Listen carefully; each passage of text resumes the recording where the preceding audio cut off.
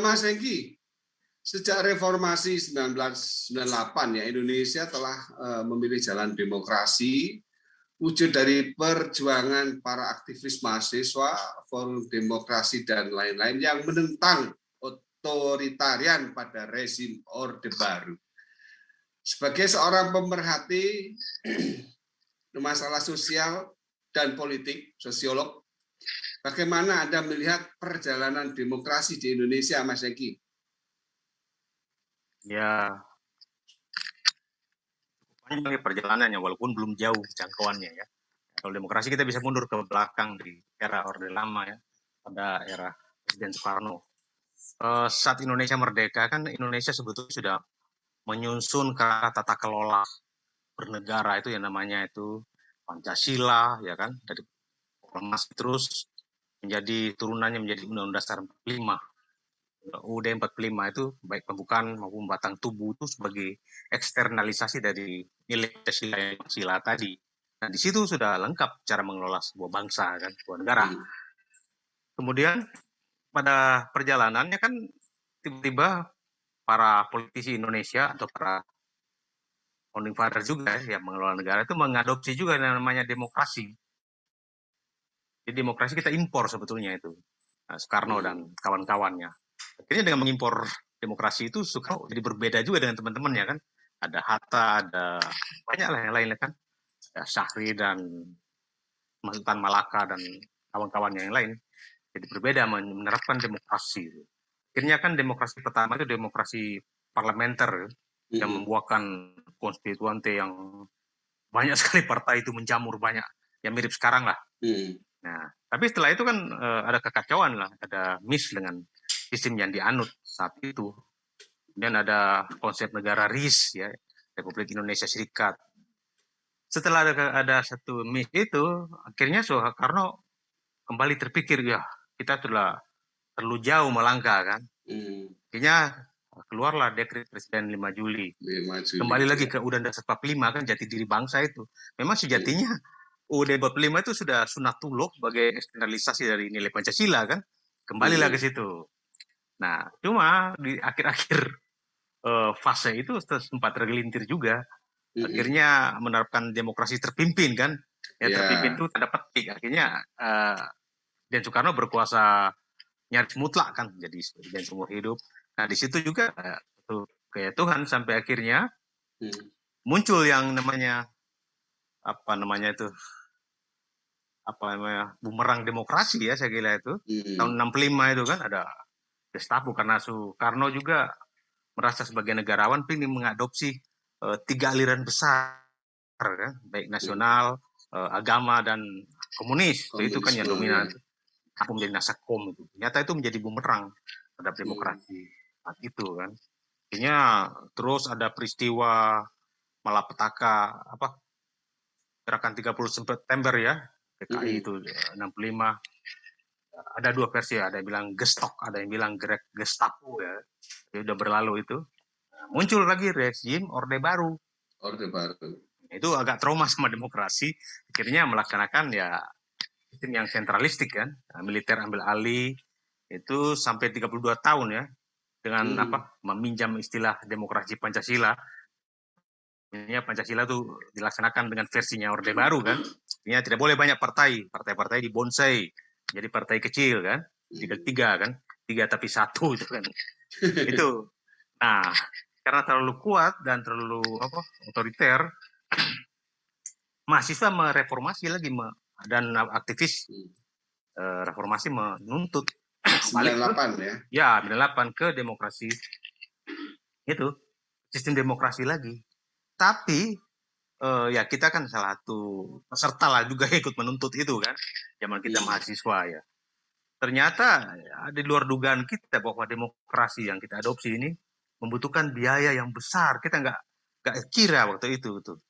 Dikirain begitu demokrasi ya sudah akan berjalan sesuai dengan kemampuan civil society. Ternyata membutuhkan biaya yang besar.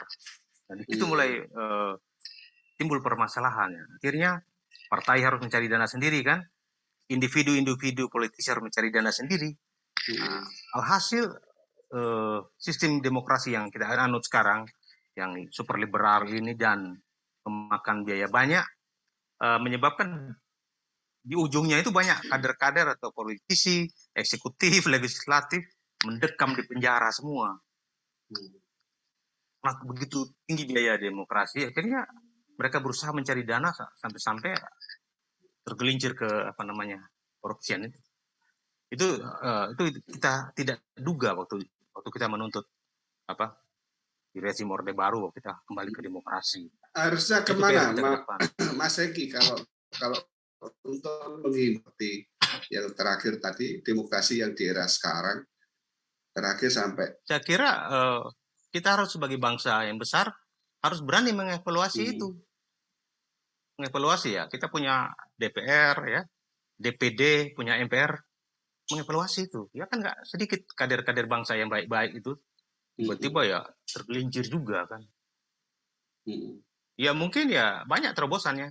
Entah negara mengatur sistem untuk kampanye itu dengan ada APBN-nya untuk itu supaya tidak menjadi diserahkan ke pasar tuh demokrasi. Diserahkan ke pasar ya. Bahaya itu. Contohnya bisa aja kalau ada pihak luar atau pihak asing ya, dia mensponsori para DPR ini dengan dana 1 triliun per orang itu, ya pasti lolos semua kan. Terus mereka tuh membuat keputusan strategis bagi bangsa, kan bahaya itu. Apalagi tiap-tiap provinsi di ijon semua politisinya itu oleh kekuatan yang kita nggak tahu dari mana, oligarkinya. Berbahaya. Kalau sikap saya pribadi seperti itu. Harus dievaluasi. Dan kita punya MPR tuh kalau bisa diperdayakan lagi. Oke. Mas Eki, tadi secara pribadi ya. Sekarang saya mencoba ingin tahu ini secara pribadi. Ini Mas Eki ini kan Anda itu juga ternyata aktivis dalam gerakan koperasi. Saya baca di itu gerakan koperasi kredit union microfinance Jakarta dalam beberapa tahun ini. Bisa dijelaskan apa itu gerakan yang Anda ini, Mas Eki?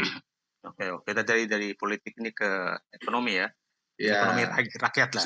Supaya Anda tidak terlalu hanyut. Ya, jadi begini, sebetulnya kita sudah berapa tahun merdeka ya, 76 tahun ya. Sekian lama kita merdeka, tapi tuntutan kebanyakan rakyat kita tetap itu loh. Keadilan sosial bagi seluruh rakyat Indonesia kan. Menuntut keadilan. Ada kelompok yang sudah ini menuntut perdamaian. Terkait dengan keadilan ada yang miss, ada yang terlewatkan dalam kita mengelola negara ini. Kita berkutat pada demokrasi prosedural tuh, demokrasi politik. Jadi demokrasi kita hanya mengusung siapa, besok siapa lagi, silih berganti tiap rejim itu. Tapi tidak pernah berpikir tentang demokrasi ekonomi, sebagaimana ditekankan demokrasi dalam ekonomi ya? Pasal 33 kita kan pasal 33 ya. Usaha kita itu usaha bersama, asasnya kekeluargaan kan, bukan usaha pribadi kalau merat, bukan. Itu bukan kita itu taruhlah boleh lah. Indonesia itu kaitannya sila kelima itu ya. Ya nanti saya kaitan ke situ ya, kita susah melaksanakan sila kelima kalau kita tidak punya kepekaan dan kemauan besar untuk mewujudkan itu melalui sistem ekonomi, demokrasi ekonomi tadi. Kita sudah demokrasi politik secara prosedural, kita baru di situ, itu pun belum beres. Nah, demokrasi ekonomi ini penting. Nah, para founding father, khususnya Muhammad Hatta sudah memberi jalan bahwa coba kita ke jalan kooperasi. Saya kembali ke credit union tadi, itu adalah mirip gerakan kooperasi kalau di Indonesia kan ya. Itu adalah gerakan microfinance yang dimulai dari Eropa, khususnya di Jerman pada saat abad 18. Di sana kan terjadi seperti krisis ekonomi pasca revolusi industri. Jadi setelah revolusi industri itu kan terjadi banyak PHK, sebab pekerjaan manusia diganti oleh mesin-mesin, jadi pengangguran besar-besaran. Nah, ada seorang tokoh bernama Ray Fashion, dia berpikir, wah, ini harus diatasi nih gelombang massa yang menganggur ini, yang makannya juga susah kan. Pertama beliau coba mengumpulkan para pengusaha yang punya berlebihan untuk memberikan santunan lah ya, seperti kita suka lakukan kan, donasi. Tapi kan nggak bisa dilakukan terus-menerus. Bahkan kekuatan negara pun terbatas kadang-kadang untuk mengatasi itu. Tidak ada perkembangan juga kemajuan bagi rakyat yang didonasi. Akhirnya menemukan sebuah rumus ternyata helping people to help themselves. Jadi masyarakat sendirilah yang harus diberdayakan untuk menolong dirinya sendiri. Nah, ketemu rumus itu menjadi gerakan credit union itu. Yaitu masyarakat membentuk komunitas basis, menabung sedikit demi sedikit, dibekali segala macam lah kemampuannya untuk mengorganisir diri, antara mereka saling menolong antara mereka, terus menjadi gerakan ya koperasi yang kita jalankan sekarang. Di Indonesia ada banyak. Kegiatannya apa saja, Mas? Banyak. Nah, jadi kalau di Jakarta khususnya itu credit union tuh simpan pinjam ya. Likuiditas uangnya di Jakarta yang kami kelola itu sekitar 200 miliar ada itu untuk anggota sekitar 11.000. Orang menengah ke bawah itu. Di situ jadi bukan hanya sarana atau tempat untuk orang meminjam uang, bukan. Di situ ada pendidikan. Jadi orang untuk masuk jadi anggota harus dididik bagaimana merubah pola pikirnya. Jadi pola pikir konstruktif, jadi pola pikir produktif. Mulai bagaimana budaya menabungnya, bagaimana membuat rencana jangka pendek, menengah, jangka panjang untuk hidupnya, untuk keluarganya, sekolah anak, peningkatan kualitas hidup, baik sandang pangan maupun yang lain-lain termasuk pendidikan gitu. Jadi kita utamakan pendidikannya. Baru uang atau simpan pinjam itu menjadi instrumennya lah untuk mewujudkan itu. Menarik kok kalau orang menjadi anggotanya. Dan itu sangat memberkati. Ini bedanya apa, Mas Eki? Anda juga sebagai pendiri dan pengawas koperasi yang baru, Koperasi Cipta Asa Sejahtera. Koperasi apa itu? Apa bedanya dengan yang kalau yang tadi? Credit union tadi sudah lama kan, itu sudah puluhan tahun lah ini. Khususnya di dunia sudah berabad-abad lah. Jakarta sendiri sudah mau hampir 10 tahun. Nah ini baru Koperasi Asa Sejahtera kami dirikan dimulai di Surabaya, dari komunitas Surabaya. Pertama adalah dipertunjukkan untuk koperasi konsumen gitu. Jadi kan ada usaha bersama gitu, menghimpun sumber daya dari anggota-anggota. Kita usaha bersama, kita bina bersama usahanya. Nanti pada akhir tahun itu ada sisa hasil usaha dan nikmati bersama. Itu untuk aspek konsumen. Kemudian ada aspek simpan pinjam juga. Simpan pinjamnya jadi dibikin seperti tanggung renteng gitu loh. Jadi per kelompok gitu. Jadi saling dalam satu kelompok saling mengawasi juga.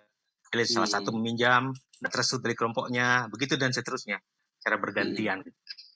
Jadi dari masyarakat untuk masyarakat.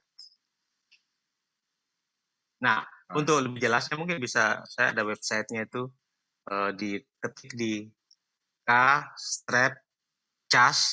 Di situ ada informasi banyak tentang operasi yang baru didirikan ini. Harapan kami sih ini menjadi menjalar ke semua lini wilayah Indonesia ya. Bisa gabung atau mungkin ada komunitas-komunitas yang membutuhkan konsultasi untuk membuat hanya di Jakarta. Jakarta saja atau ini seluruh Indonesia. Oh, seluruh Indonesia. Hanya dimulai di Surabaya, seluruh Indonesia. Itu udah berapa kota sudah join itu ada. Baik, Mas Eki, kalau di koperasi ini, karena banyak penonton kita itu dari TV Desa juga, bagaimana perkembangan koperasi sejak tadi sudah disebutkan ya zamannya Bung Hatta itu hingga sekarang ini yang bermanfaat terutama bagi para petani, Mas Eki. Ya, saya kira sangat bermanfaat ya. Memang harus kita akui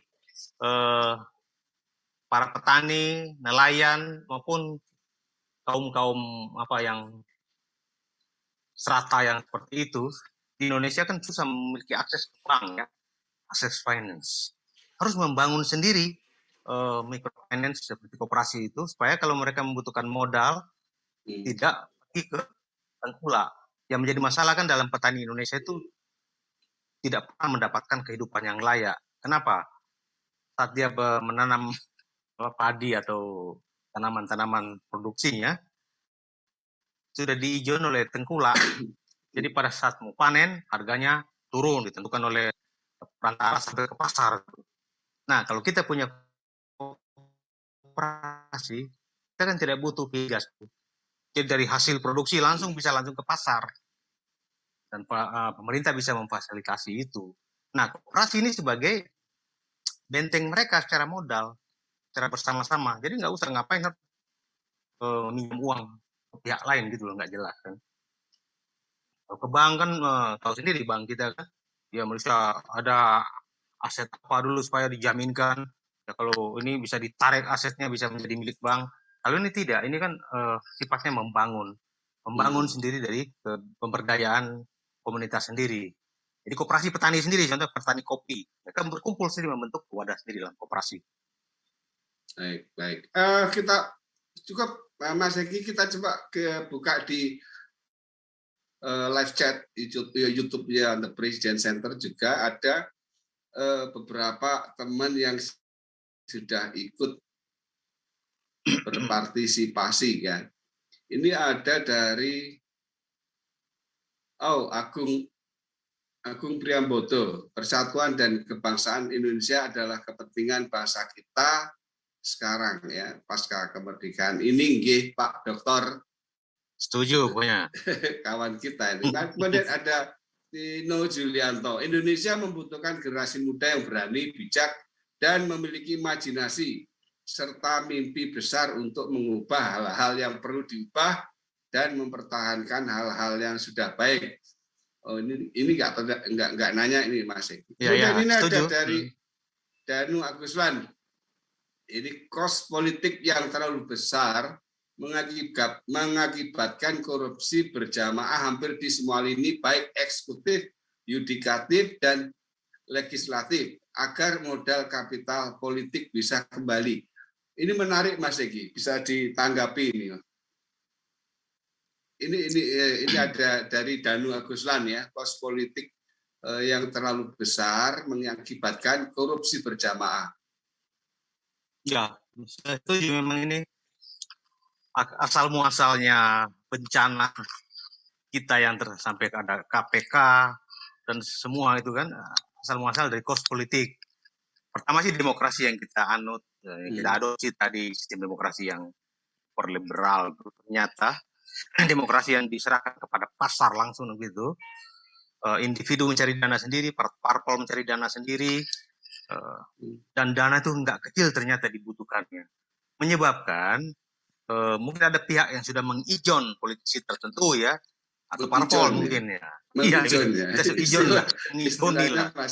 Ijon, ya. Contohnya kalau saya jadi caleg tiba-tiba ada yang mensponsori saya kan, ya. Itu kan nggak gratis, makan siangnya nggak gratis. Saat saya memimpin menjadi bupati, gubernur atau menjadi DPR, ya pasti kan daftar isian proyek itu kan ada hak budgeting dari legislatif, dari para, ini kan terjadi konspirasi kepentingan itu. Ini bukan itu mengembalikan ijon ataupun mengembalikan biaya yang saya telah keluarkan begitu besar. Bukan rahasia umum lagi ya. Bukan ya itu rahasia umum lagi ya. Mohon maaf, dalam hal ini saya tidak sepenuhnya menyalahkan para politisi yang tergelincir yang menjadi korupsi. Mereka jangan-jangan korban juga oleh sistem yang kita bentuk sendiri gitu loh. Sistemnya ya. Negara yang iya. Saya kira ada banyak kader-kader yang, iya, saya berpikir seperti itu. Ya, walaupun sistem seperti apapun, kalau SDM-nya tidak memiliki karakter building yang tadi, nah itu. Tapi dalam hal ini ya, sistemnya kita perbaiki, SDM-nya kita perbaiki juga, ya itu baru menjadi bangsa besar gitu. Oke. Itu untuk Mas Danu Aguslan ini. Itu narasumber Presiden Talk beberapa waktu yang lalu. Dia hadir di live chat. Ini ada pertanyaan dari Agung Priambodo ini. Pak Dokter, dahulu ketika saya masih di SD, di mapel mata pelajaran ya, mapel PPKN diajarkan bahwa musyawarah mufakat itu di awal. Jika tidak bisa mufakat, maka pemungutan suara. Bagaimana implementasinya di kehidupan politik? Menarik ini, Mas Hengki. Ya, ini sudah sebetulnya menyinggung benar pelajaran SMP dulu, SD juga malah. Jadi sila kita tuh 4. Keempat ya, Coba Pancasila diresapi itu kita baca dengan benar-benar. Ya, jangan sampai generasi sekarang sampai Pancasila aja nggak tahu isinya kan, nggak apa. Itu dasar negara kita. Jadi kalau kita lihat orang Amerika seperti itu, karena dasar negaranya seperti itu. Kita lihat orang Perancis seperti itu, egaliter, karena memang egalite dasar negaranya. Nah, Pancasila itu seperti apa? Nah, sila keempat tuh kerakyatan yang dipimpin, ya. Kerakyatan yang, jadi kerakyatan itu tertinggi, dipimpin oleh hikmat, tapi tidak hanya kerakyatan itu, dipimpin oleh hikmat kebijaksanaan dalam permusyawaratan perwakilan. Jadi kalau orang berhikmat, bermusyawarah itu nggak otot-ototan. Iya, iya. Itu yang dilakukan para founding father kita, Salim mereka, yang tadi disebutkan Muhammad Yamin, Muhammad Hatta. Kenapa sampai Pancasila seperti ini? Kebesaran hati. Tokoh-tokoh agama, tokoh-tokoh lintas suku, mereka melihat dengan hikmat, bukan, woi, kami terbanyak, harus berlaku ini. Nah, itu yang dimaksud oleh sila keempat.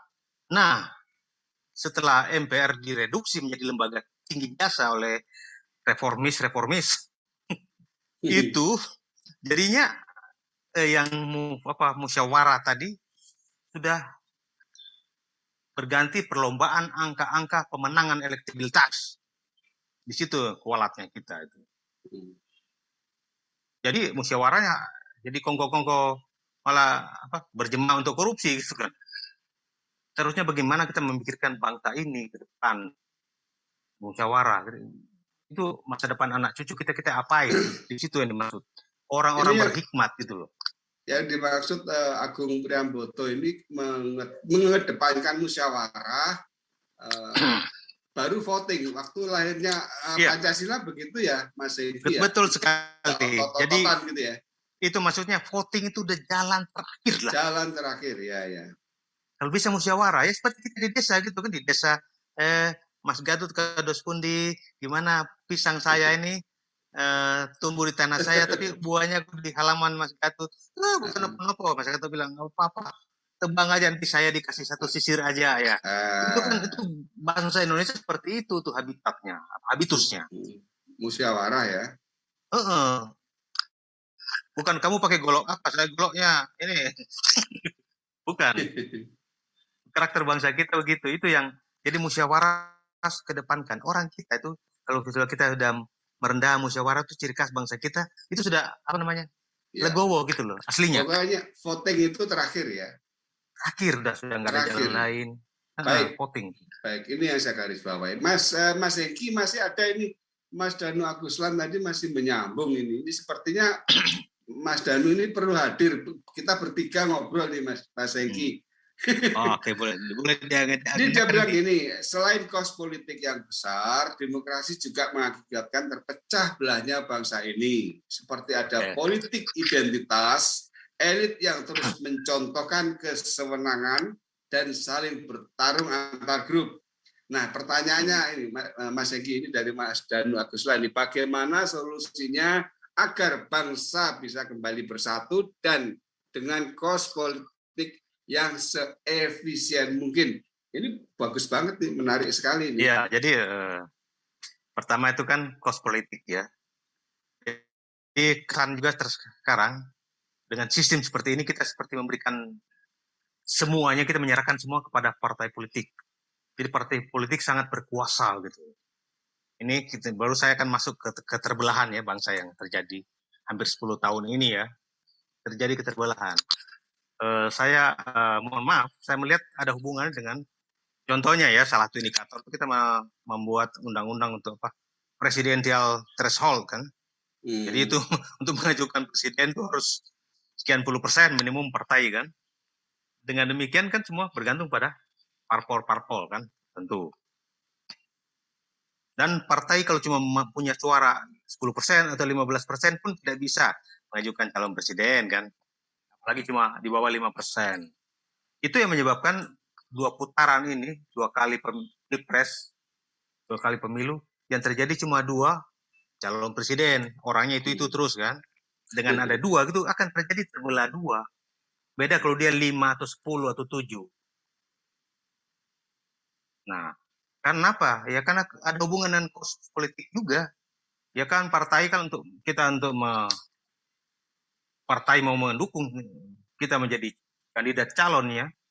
Itu kan butuh kos politik yang tinggi banget, yang besar banget kan. Nah, peluang-peluang itu kadang-kadang dalam teori analisis politik bisa aja dimanfaatkan oleh oligarki. Numpang di situ tuh dengan agenda. Nah, itu menurut saya tuh negara dalam hal ini semua ya, negara itu legislatif, DPD, DPR, semua lah, civil society harus memikirkan, kita harus evaluasi hal ini. Kalau mau ke depan kita mau lebih baik. Oke, nanti lain waktu kita undang nih, bisa ini sama ya. Mas Danu dengan Mas Eki di lain waktu ya. Mas Eki, kita akan memasuki segmen terakhir ya. Tapi sebelumnya kita simak dulu tayangan yang satu ini.